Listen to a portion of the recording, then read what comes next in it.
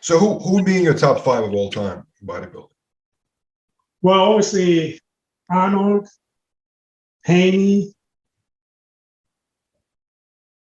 Dorian, Jay, and Ronnie. It's a good list.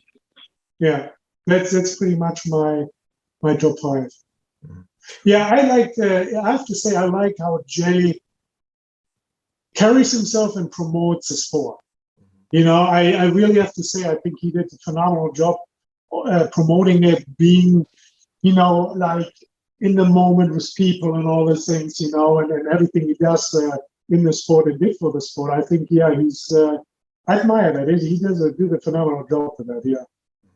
How do you feel about Phil Heath? And he has 7 Mr. Olympia titles as well. And how did you? And he represents the new school. Now it's like, then you have to give me 6, the top 6. I put him in there. Oh, you put him in the 6.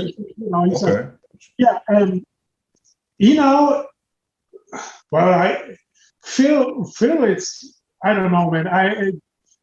Phil has done something, and you know, it's like, I love the guy, man. Every time I meet him, I said, it's like, even when he was little, I remember I did a guest appearance in Colorado. He was competing. I'm sitting all the way in the back. His class, he comes on stage and I said, who the fuck is that guy? He said, he looks phenomenal, man. I said, I swear he could do probably the USA.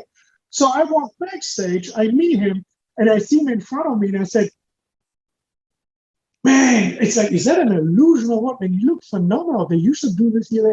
And he said, no, he didn't want it. He wanted to take another year off. And I said, you could win the USA to this year anyway. So he didn't do it that year. And then a year later, he did it and he won the USA. But I could see his potential right away the first time I met him. And he's an awesome guy. I actually get always along with him. The one thing, though, that I think, and I told him that once, and I said, don't overload your frame. And that is a problem what a lot of people do. I truly believe, instead of when you have a smaller frame, I have a big frame, but if you have a smaller frame, there is a fine line from being full, muscular and round and stuff and being on stage, and then going overloading, muscle not packing more, and then your midsection starts going away.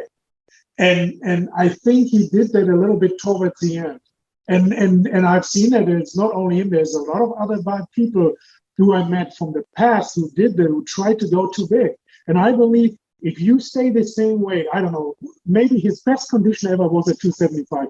Don't try to top that. If you're not 6 foot or 6'2", you don't need to put that much size on your frame because that illusion takes care of it. Just work on your quality. Just keep working out and work that quality. And I think like the last couple of years, I actually literally think he tried to get too big. I think he would have had more success staying when he won and it was at his best and not trying to go bigger, you know?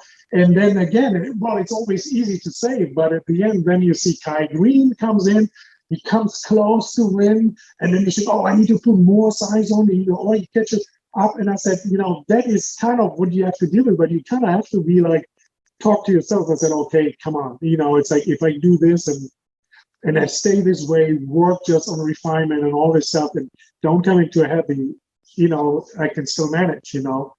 But like I said, I feel like, you know, there's sometimes a mistake that a lot of people do to try to get too big, overloading their frame, you know.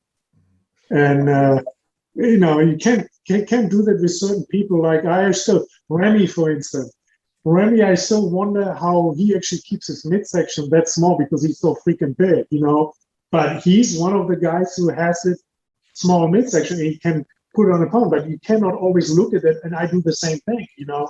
It doesn't work that way, you know.